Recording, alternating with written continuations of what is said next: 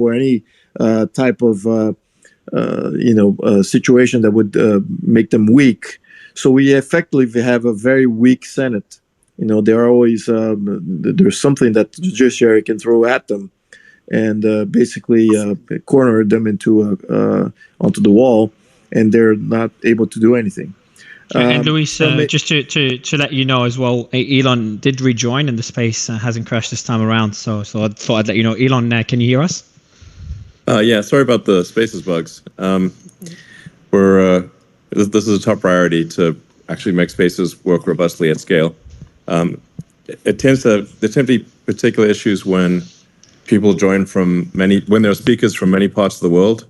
So if you get like packet loss or some kind of latency spike, because you're trying to connect speakers from all around the world, it can be that's where you get a bit of a challenge. So we have a fix and work for that.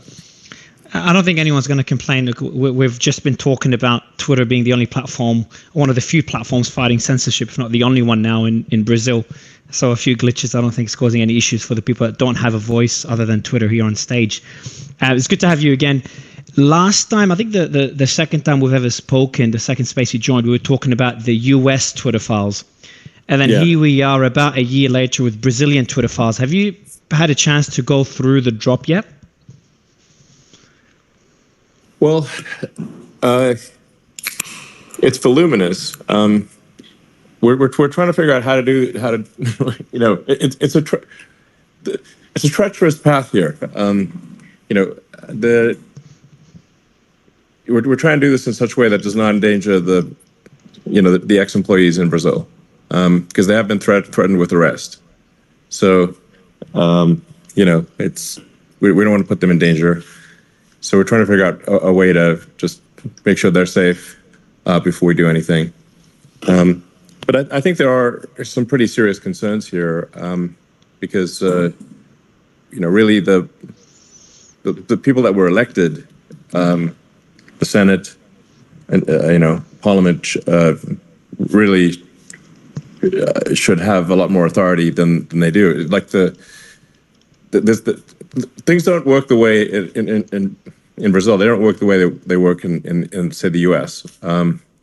So our concern at X is that like we're being asked to do things that are illegal by the judiciary, which seems very like bizarre. So that's somewhat of a quandary, being asked to do things that directly violate the law by a judge. Seems odd.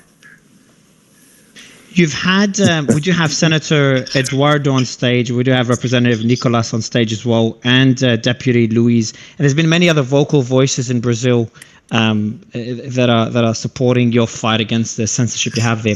So just to be clear on the line drawn, I know you made a tweet clarifying this. Essentially, what differentiates Brazil from other forms of censorship you face is there, and how you determine when to fight, a government or any three-letter agency.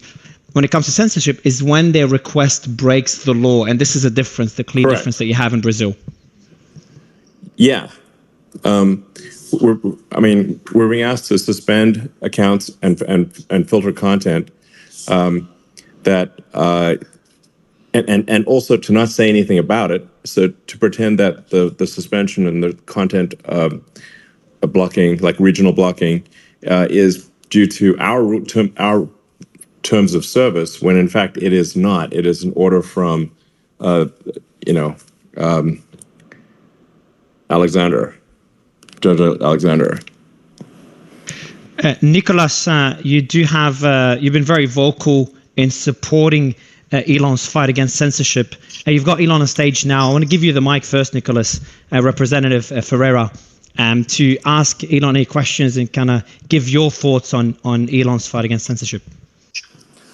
Okay, thanks. First of all, I would like to thank Elon Musk for the opportunity to fight for my country, for his courage. Thank you so much. You don't even know how much it means for us. And I believe everyone wants to hear you and I would like to ask you a question. How do Twitter files came out?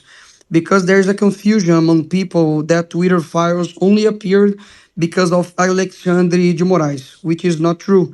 It starts after the presidential elections in the Biden government when you unleash the files of Twitter. Can you Yeah. explain that for us, please?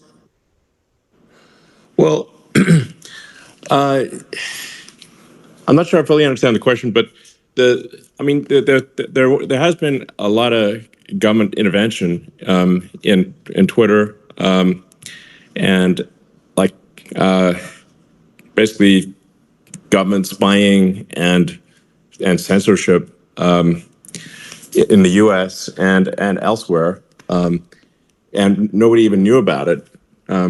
So when I acquired the company, I'm like, okay, we're just gonna just